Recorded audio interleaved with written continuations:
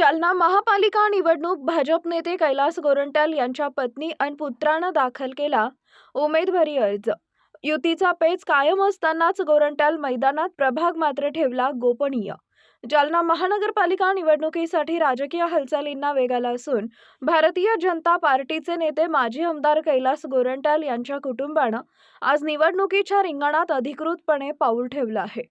माजी नगराध्यक्षा संगीता गोरंट्याल आणि पुत्र अक्षय गोरंट्याल यांनी आज भाजपच्या वतीनं आपले उमेदवारी अर्ज दाखल केले आहेत। जालना महानगरपालिका निवडणुकीत भाजप आणि शिवसेना यांच्यातील जागा वाटपाबाबत अद्याप कोणताही अंतिम निर्णय झालेला नाहीये।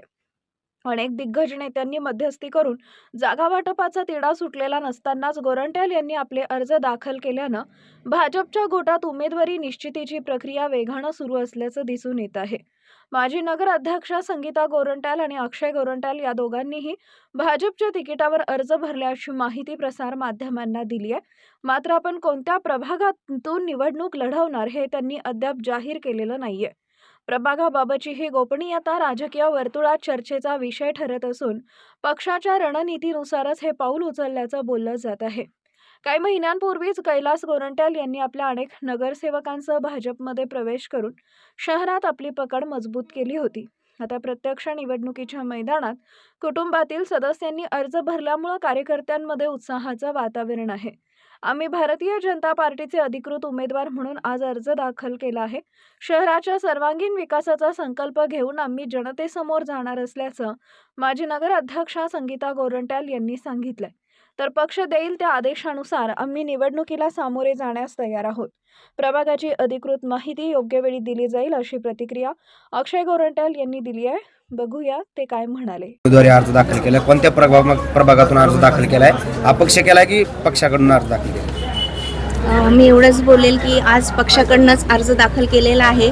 पहिली महानगरपालिकेची ही निवडणूक होत आहे आणि यामध्ये निश्चितपणे आम्ही जास्तीत जास्त जागेवरती विजय होऊ एवढ्याच बोलते। धन्यवाद। कोणत्या प्रभागातून अर्ज दाखल? ते सरप्राईज तुम्हाला मीडियावाले सरप्राईज आहे, कळेल तुम्हाला।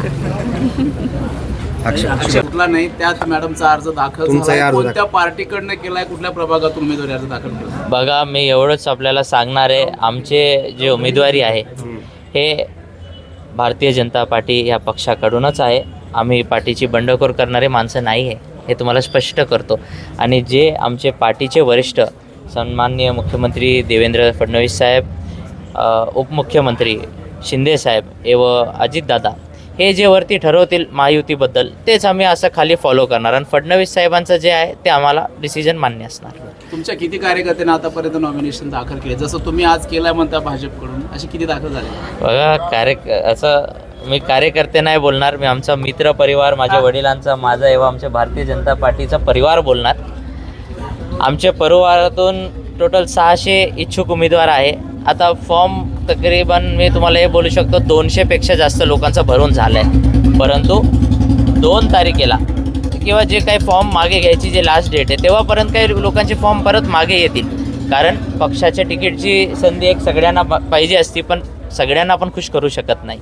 आता वरती युतीचं काय होणार त्यावर पण खूप लोकांचे फॉर्म डिपेंडेंट आहे। एकदा ते क्लिअर झाल्यानंतर निश्चितच तुम्हाला आम्ही एक संख्या देणार आणि परत एक आपण प्रेस बाईट सगळे मीडिया बांधवांना देणार। आणि मी फक्त आता एवढंच बोलू इच्छितो की माननीय संगीताताई गोरंट्याल यांचे कार्यकाळात झालेला जे विकास आहे, जसं स्वच्छतामध्ये मॅडमने आपला रँक ऑल इंडियावर 22 आणला होता, मराठवाड्यात आपण नंबर 1वर होतो आणि महाराष्ट्रात नंबर 6वर होतो। हे असला STP मॅडमच्या काळात झालेला आहे। माझे वडील आदरणीय जलसम्राट कैलासजी गोरंट्याल यांची जालना जायकवाडी योजना, इंटरनल पाईपलाईन डिस्ट्रीब्युशनचे माझे आई वडील दोघांची योजना मी आज बोलू शकतो। त्यासोबतच माझे वडिलांनी जे वॉटर ट्रीटमेंट प्लांट आहे 35 MLDचा एक फिल्टर बेड आणि 15 MLDचा जालन्यात एक फिल्टर बेड, 35 MLDचा शागडमध्ये, आंबड शागड आपलं माताचं मंदिर आहे बघा, मत्स्योदरी माता मंदिर, त्याचे मागे। त्यासोबतच 100 कोटीचा एक सोलार ऊर्जा प्रकल्प ते आणलं आहे आणि जालना मेडिकल कॉलेज। तर अशा डेव्हलपमेंट वर्क्स बघून आणि विशेषकर त्यानंतर आदरणीय श्री रावसाहेब दानवेजी साहेब यांना माझे वडील जालना शहराचे कधी भाग्यविधातेकार बोलतात, कारण ह्या सगळ्या गोष्टीमध्ये आम्हाला दानवे साहेबांची मदत होती. त्यासोबतच आपला जे रेल लाईन जे झाला, डबल गेज जे केलं आहे ते दानवे साहेबांनी केलं आहे. सिमेंट रस्ते खूप जे जालन्याला जे दिसत आहे ते दानवे साहेब आणि माझे वडीलचे कार्यकाळात झाले. तर आदरणीय दानवे साहेब, आदरणीय कैलासजी गोरेंट्याल साहेब, आदरणीय संगीताताई गोरेंट्यालजी यांच्या कार्यकाळात झालेला जे विकास आहे ते विकासाला बघून आम्ही आज मतदारांपर्यंत चाललो आहे. आणि वरती जर तुम्ही बघितलं तर आमची देवाभाऊची सरकार आणि वरती मोदी साहेबांची सरकार याला बघून आम्हाला मतदान होणार आहे, याची मी खात्री देतो. भैया, शेवटचा प्रश्न, तुम्ही दोघांनी अर्ज दाखल केली की ताईंचा एकट्यांचा अर्ज दाखल? दोघांचं दाखल केलं आहे आणि उद्या आणखी काही अर्ज दाखल होतील.